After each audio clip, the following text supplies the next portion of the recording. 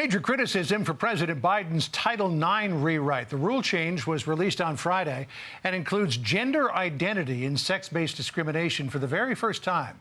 The concern there, the new wording could pave the way for allowing biological men in women's locker rooms and other single-sex spaces.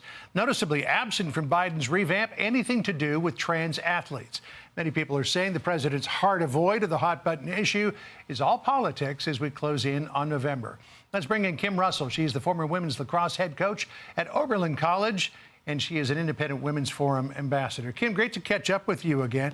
Here's what the former Education Secretary Betsy DeVos said about the Title IX rewrite. She said, quote, "The Biden administration's radical rewrite of Title IX guts the half-century of protections and opportunities for women and callously replaces them with radical gender theory as Biden's far-left political base demanded." What do you think of the changes? Betsy DeVos is right on. So what the Biden administration has done is basically stripped women of all of our rights. They have stripped women of our opportunities to have single-sex spaces. Specifically, they list locker rooms in this new document, in this new rule. And while they are trying to act like they're going to allow women to still have our single-sex sports, they are not, because everything in this new rule says sex means gender identity, which means males will still be allowed in our locker rooms, which means they'll be allowed in our activities, which means sports. So opportunities are being taken away from women left and right, and our safety and protection is being taken away by allowing fully intact males into our locker rooms and private spaces. You make the point that they've made Title IX incredibly complicated, that in its original iteration, Title IX was 37 words long. Now it's 1,500 pages long. But let me come back to this idea of not including transgender individuals in this. And you point out that it would still allow, at its basic level, if you're going to let biological males into women's safe spaces, you'd have to let them onto sports teams as well. How would you stop them? So that's the problem. We can't. You can protest. You cannot play. We just saw 5 middle school girls in West Virginia refuse to throw a shot put because a biological male was going to be competing. And to me, that is what we have to do at this point, unfortunately, because the adults in the room aren't stepping up.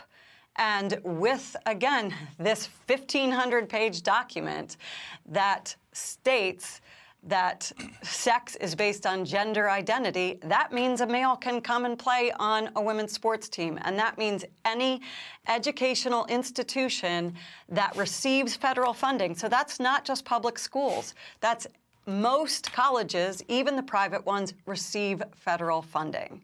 So that means they would have to allow them. When people like yourself, Riley Gaines, and others stand up in opposition to allowing biological men to compete on women's sports teams, you're pilloried as transphobic, intolerant, a hater, if you will. There's a great Independent Women's Forum documentary about what happened to you at Oberlin College.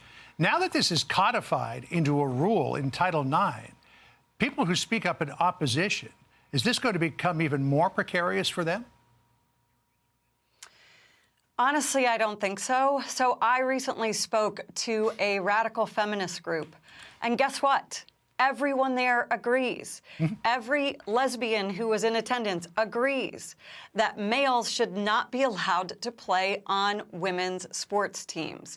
So anyone who is a biological male can play on a men's or boys team or a co-ed team. And what this rewrite of Title IX is doing is stripping women's opportunities. The entire purpose of Title IX was to give women opportunities that we didn't have. And now we've had them for 52 years. I was 5 when Title IX was passed. And that gave me the opportunity to play 2 Division I sports at a college. I played field hockey and lacrosse, and I was able to get an athletic scholarship, which made my college even cheaper than my high school. What we're doing now is a trans athlete can take that opportunity away from a woman. And that means that person will be in the locker room as a fully intact male. I don't think people understand that. Girls and women in locker rooms are seeing fully intact male genitalia when they get undressed. And this is not okay. So what's happening is girls and women are being forced to be quiet. Where is that Me Too movement now? Where is it? Kim, we thank you for coming on and sharing your views. We appreciate it. We'll see where this all goes. Thank you so much. It's a question that I have to ask myself every day. Is this what I want to do for the next 3 years? But I see it as important because I want my kids to have the ability to go to Columbia if they want to, and I want Jewish students to feel safe. And I just want the university to uphold their values as it relates to everyone, and I just want the experience that I signed up for. A Jewish student at Columbia University pleading for the university to take action against anti-Semitic protests. The New York Post covered today sharing a school rabbi's warning to Jewish students to return home for Passover as the school axes all in-person classes today to, quote, reset. That reset is not stopping Patriots owner and Columbia alum Robert Kraft from pulling his donations to the Ivy League school. That news breaking moments ago. Xavier Westergaard is a Jewish PhD student at Columbia University. He joins us now in the studio with Sandra. We should mention that you did your undergrad at Yale, so you've seen this from two different perspectives. How would you describe the environment on the campus of Columbia University at this moment? Thank you very much for having me. The environment on Columbia's University is absolutely dreadful. Students, Jewish students and non-Jewish students, feel unsafe being on campus because the NYPD is not allowed onto the campus. The public security officers, only several of them on campus, when there are 500 people protesting very, very aggressively on campus, are not allowed to do anything when presented with issues ranging from, I've just been spat on, I've just been yelled at, I've just been kicked, people are yelling, Jewish students die, Jews go back to Poland. This is insane. It feels like anarchy, and we are not being supported by our university. Have you had threats specifically targeted at you? I have. A couple days ago, I was walking across campus going to my lab where I do my research. Students who were partaking in this protest called me out by name. I don't know how the hell they know who I am. They shouted out my ID number. They told me that they knew that I was a PhD student in neuroscience or in biology. It was very, very, very scary. I wasn't carrying an Israeli flag. I wasn't antagonizing them. I was just going about my business. Wow. You know, we saw in London, and our Benjamin Hall was reporting on this, that there was a person who was wearing a yarmulke who was walking past an anti-Israel protest. And the police there in the UK, in downtown London, threatened to arrest this person because they thought that he could potentially antagonize the crowd. So the bias seems to be, we have to let these anti-Israel protests go forward, and any Jew who happens to be in the neighborhood at the same time is at fault. What do you think of that? Yes, well, something like that actually happened this morning. There's a professor at the business school, a Jewish Israeli professor named Shai Davidai, and he attempted to enter campus to lead a small, peaceful counter-demonstration, and his ID card was actually deactivated by the university. And this is very, very scary because we have students on campus who were suspended for a multitude of reasons, trespassing, actually inciting violence, and these students who were arrested and removed from campus are now actually back on campus, proudly having rejoined this protest. And now they're actually swiping in people with their IDs who don't even belong to the university. So even though the campus security has shut down the university to non-affiliates, they brought in God knows who, subverting the university, and it's very, very scary. And it does feel very much like Jews at Columbia, in New York, and across the world are being held to a different standard. And that's anti-Semitism, and that is unacceptable. Xavier, it's unconscionable what you're going through. And that student that we just bumped in on a clip of, she joined us on this program. She's here with you. I said, oh, you know each other. You all know each other. This is an incredibly tight-knit community on your campus. What do you fathom is the solution here? I mean, you've got the rabbi on the cover of the New York Post. You walked in, you saw the cover of the New York Post, and you said, that's my rabbi. He says, go home. You're not safe here. Do you consider that? Well, I feel very blessed as a Jew because during this time when things are getting truly horrible, going from bad to worse and potentially to even worse, we have Passover, Pesach. which is the Jewish holiday where we celebrate the Jewish people's salvation by God in the Exodus from Egypt. So fortunately, that means for the next 8 days, I will be mostly in synagogue. I will be observing this holiday with my friends, with my family, but I don't know what's going to happen in the next 8 days, 10 days until commencement, and I'm very scared for myself. I'm scared for my friends, and something that we say as Jews is Achenu Kol Beis Yisrael. We are all brothers, the house of Israel. So let me ask you, Xavier, about the president of Columbia University, Minouche Shafik. She is being called upon by several House and Senate members to step down as the president of Columbia University. What do you think she should do in this moment? The president of Columbia University had a fantastic opportunity in front of Congress to show the world last Wednesday that she stood against anti-Semitism, and all she did was lie to Congress. She said that students had been suspended. She said that several professors who had said vile, violent, inciting things about the Jewish people were being removed. And it's turned out that all of these students are more than welcome to be on campus, where Jewish professors are being told they can't come in, and where Jewish students don't feel safe. So at this point, it's a madhouse on campus. The lunatics are running the asylum. Minouche Shafik needs to resign. And if she doesn't want to resign, she better do something about this, because this is going from bad to worse, and it is patently insane. Let me just end with that then, Xavier, as we do see this police presence there on your university campus. So at least they're in the public streets. The students are on campus. They're very limited on how they can respond to these growing demonstrations. You suggested just a minute ago, I said, where does this go next? How does this end? And you had a very strong response to that. The National Guard? Yes, because the police are not going to be invited onto Columbia's campus unless Minouche Shafik invites them onto campus. We already tried inviting them onto campus, and all that happened was that they removed some of the protesters, they got arrested, they got booked, they got released, and then they ended up back on campus. So that's not going to work. Public safety is unarmed, and there are only, at most, 3 or 4 on campus at a given time. There are 500 protesters. I see no other way than bringing in a real show of force to show that we don't allow anti-Semitism and hatred on our campus, and we don't allow lawlessness. Xavier, thank you so much for joining us and sharing your story. We wish you well on this Passover. Thank you very much. Chag Sameach. Our best to you. Thank you, Xavier. Now to the war between Israel and Hamas. Israel's military plans to ramp up attacks during Passover against Hamas terrorists in Gaza, putting more pressure on Hamas to free the hostages. Let's bring in General Keith Kellogg, former National Security Advisor to former Vice President Mike Pence, and of course a Fox News contributor. Let's get to what might happen in the days ahead in a moment. But there was a big move in Israel where the IDF's intelligence chief, Aaron Haliva, said that he was going to resign over October the 7th. Right. He said in a letter of resignation, quote, "The intelligence directorate under my command did not fulfill its task. I've carried that black day with me ever since, every day, every night. I will forever bear the terrible pain of the war." He said he'll stay on until a successor is chosen, but this would seem to be the first accountability for what happened October 7th. Yeah, John, thanks for having me. And it needs to be done. I mean, when you look at the history of what has actually happened, they were actually pre-alerted. A lot of people that were watching what was happening in Gaza saw them training, rehearsing, and they just kind of, frankly, blew off all the reports. So this was a responsibility for them. You know, this is not unusual. You know, I go back to what happened after Pearl Harbor when we did the Roberts report under Supreme Court Justice Roberts, where it found General Short and Admiral Kimmel responsible because of dereliction of duty. And I think it's good for the Israelis to do it. They're going to have to do it. I think this poses a problem for Netanyahu over the long term, because this is going to come back and probably bite him pretty hard, because this was a big error. This was a big mistake.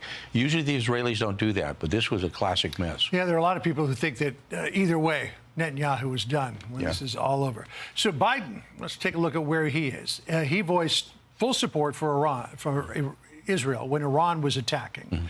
But now there seems to be a growing split between Biden and Netanyahu over Israel, particularly since Biden has said that they are going to sanction one unit of the IDF for alleged human rights abuses. Here's what the Financial Times said about it yesterday. The sanctions would ban the transfer of U.S. military weaponry or any other forms of assistance to the Nutza Yehuda Battalion, an all-male IDF infantry unit made up of ultra-Orthodox and religious nationalist Jewish recruits. According to people familiar with the matter, it would be the first time that the U.S. has targeted a unit of the IDF directly. This, not for alleged abuses that happened after October 7th, but prior to. Right. You know, this actually, what they're looking at is what happened actually not in Gaza, but in the West Bank, because that's where that battalion primarily operated with. And a couple things about it is, one, it's an ultra-Orthodox battalion. And the Israeli military has had problems recruiting in that area. So they created this battalion. And now that you've got ultra-Orthodox approaching 16% of the Israeli population, it makes sense to kind of do that. But, you know, when you look at Netanyahu said it, his primary competitor, Benny Gantz from the Blue and White Party, and when you look at Gallant, the Minister of Defense, all of basically said, this is really stupid. You don't do that. And it creates, again, a seam and a gap between us and the Israelis. And this goes back quite a few years when they talked about the potential things that actually happened with this battalion. But it's almost like, why are you singling them out? I didn't hear you do the same thing against Hamas in the Nukba battalions. You know, it just didn't make any sense to me. So it's kind of like, support them. Don't keep digging in on them. Netanyahu was livid about it all. Here's what he said on Saturday on X. He said, quote, sanctions must not be imposed on the Israel Defense Forces. At a time when our soldiers are fighting the monsters of terror, the intention to impose a sanction on a unit in the IDF is the height of absurdity and a moral low. The government headed by me will act by all means against these moves. I mean, I don't know what he can do in terms of restoring U.S. support for it, but he's ticked off. Yeah, and it creates a gap. It creates a schism that we don't need to do. I don't know why we continue to do this, but this administration seems to do it all of the time, where what they do is they kind of take on the Israelis and try to be, quote, even-handed. It's really not. There are clearly bad guys in this situation and good guys, and the Israelis are the good guys in this. It's a tough fight. I have said repeatedly, when you get involved in urban combat, it is tough, it is dirty, it's door-to-door, it's floor-to-floor, it's really hard, and you're going to get collateral damage. You always do, and you have to accept it. Especially when the enemy is using civilians as human shields. Yes, that's right. Yeah, I mean, obviously that's going to happen. General, great to see you. Thanks you so Sean. much. Let's bring in Jonathan Turley now, George Washington University law professor and a Fox News contributor. Jonathan, you look at the court of public opinion on this, U.S. adults' view of the hush money case that we are watching play out in real time. And when asked how Americans see the former President Trump's behavior in this hush money case, 35% say they see it as illegal. Okay, but 31% say unethical but not illegal, and 14% say nothing wrong. So 45% of respondents say they see it unethical or nothing wrong, more than those who see it as illegal behavior. Your thoughts on this day? Well, that's not unexpected. I think if you poll people and ask if Trump was responsible for the bubonic plague, you'd end up with the same 35%. I mean, we have these hard numbers on either end of the poll when it comes to Trump. They don't move, no matter what the subject is. What is clear is, in this case, Trump is right. I mean, this is an embarrassment. I mean, the fact that we are actually talking about this case being presented in a New York courtroom leaves me in utter disbelief. I mean, the arguments today did, in fact, capture all the problems here. You know, you had this misdemeanor under state law that had run out. This is going back to related to the 2016 election. And they zapped it back into life by alleging that there was a campaign finance violation under the federal laws that doesn't exist. The Department of Justice doesn't view it this way. But on top of that, you've got these tough factual issues that were laid out well by the Trump team, saying someone else designated this as a legal expense. And he was actually paid far in excess of this because of this was a legal account.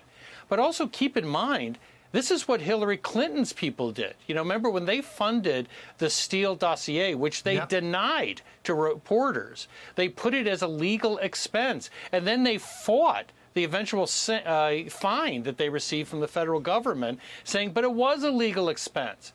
But now you've got some of the same Democrats supporting this bizarre theory.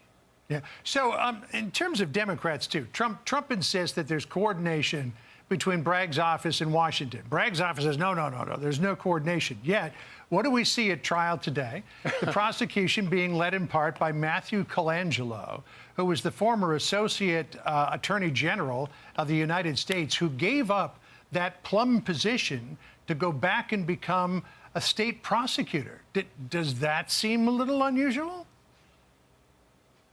Well, you can only imagine what Trump was thinking. This is like playing poker with someone with their cards facing outward. I mean, the first person they bring up is the very guy that they got from the Biden Justice Department who's leading this effort.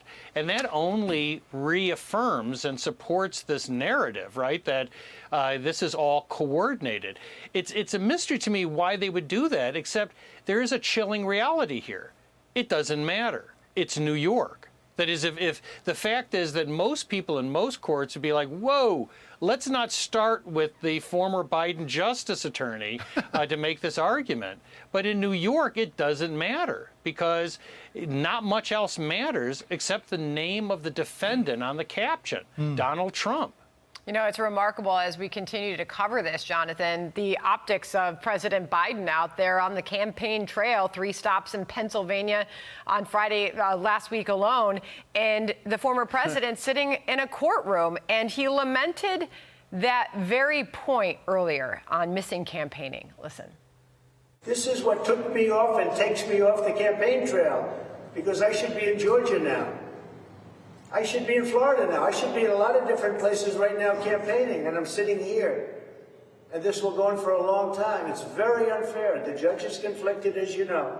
It's very unfair what's going on. And I should be allowed to campaign. Many times he said, that's very unfair. I should be allowed to campaign. I wanted to get your reaction to that. Well, I think he's right. This case should not have been brought. And if it were brought, there was no reason to have this right before the election, in my view. But this is becoming the split screen election. Right? Earlier, it was pretty damaging to see the split screen between Trump and different courtrooms. This is even more effective when the other side of the screen shows Biden campaigning in key states like Pennsylvania while he's held in this courtroom. It really brings home something that bothers a lot of Americans, including people who don't particularly like Trump, that this is the weaponization of the criminal legal system. It's something we should all be able to condemn. But in this age of rage, it just does not matter to many people. So, Jonathan, one quick question about one other quick issue here, and that is the bond that Trump put up here in court. Letitia James pounding the table saying that this company that put it up, Knight Specialty Insurance, not qualified. They probably don't have the resources to make good on it if it gets called in. A New York judge put the kibosh on that argument and said, nope, the $175 million is just fine with me. So where does this go from here?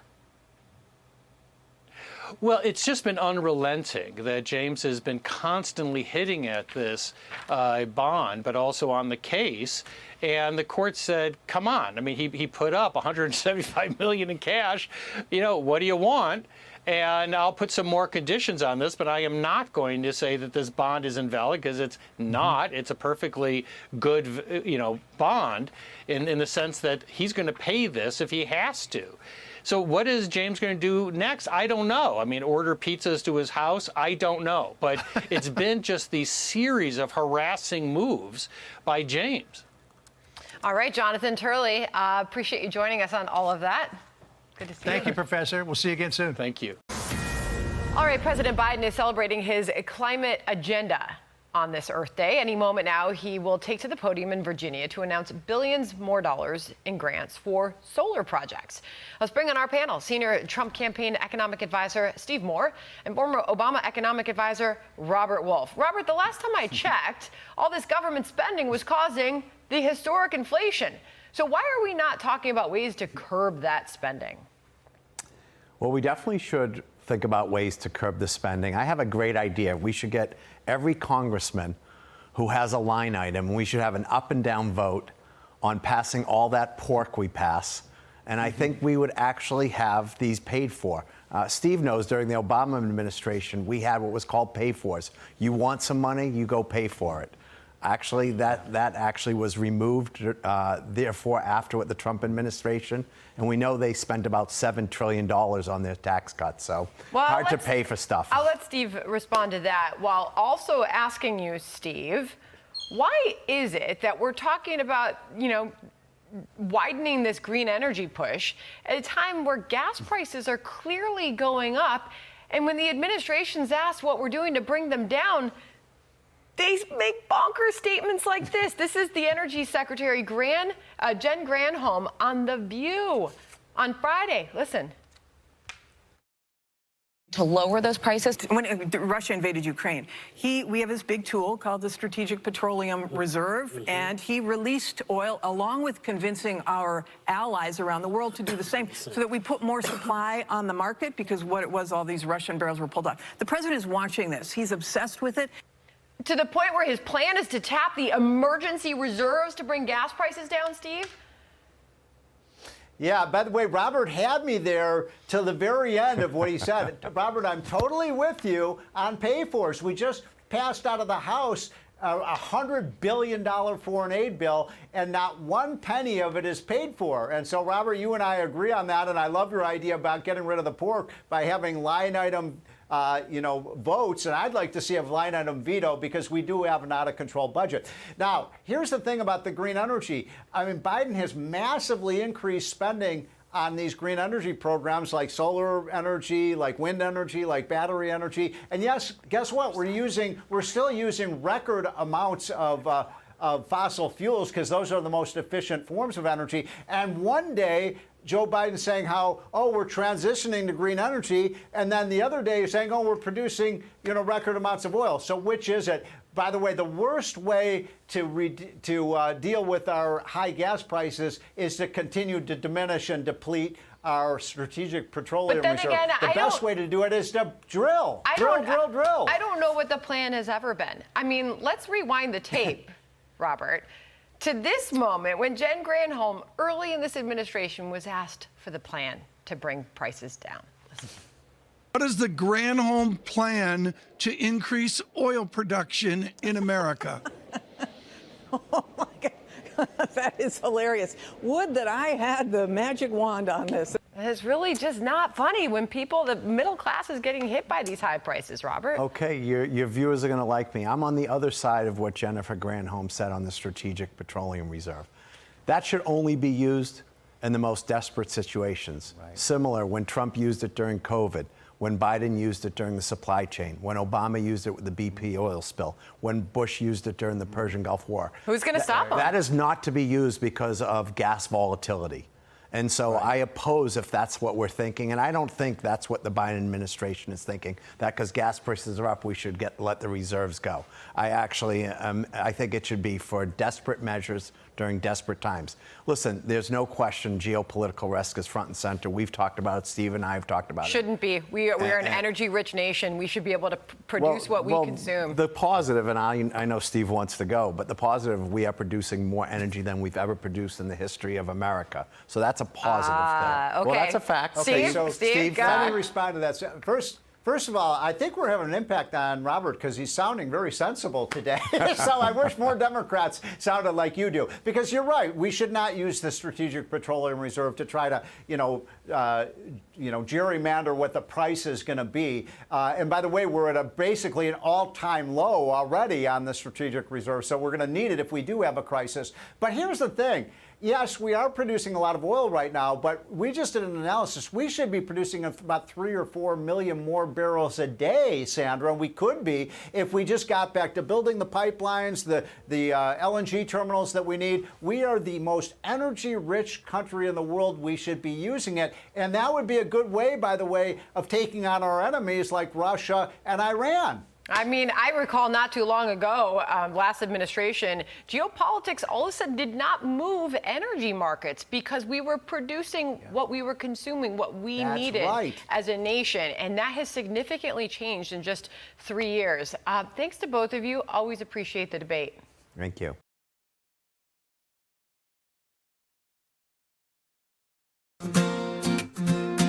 In the soft embrace of morning light, rocky and warm yet hopeful inside, a whisper of promise, a sense so sweet, reviving energy with every heartbeat. Oh yeah, stumbling down the stairs with grace, favorite moment, cherished embrace. Each sip, a dance of enchantment, caffeine's elixir, a daily enchantment.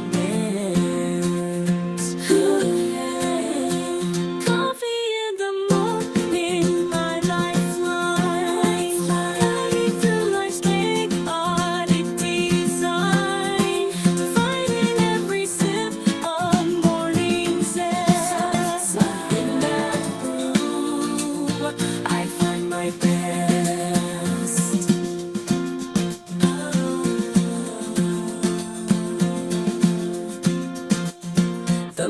morning sun, a gentle caress, bathing the world in warmth no less. A symphony of flavors in every pore, awakening senses, a ritual to adore.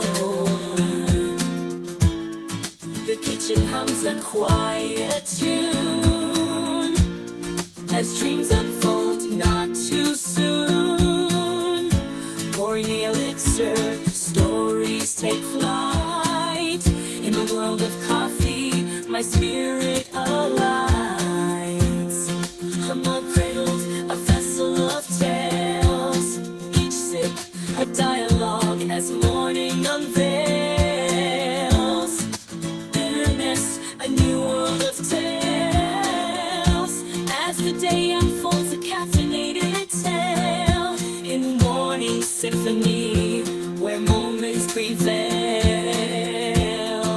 Coffee, my companion in the sunrise quest, in the ritual morning, my eternal zest. The world awakens, a canvas so bright, in the palette of dawn, a captivating sight. A dance of flavors, a morning trance. In the world of coffee, life's sweet romance.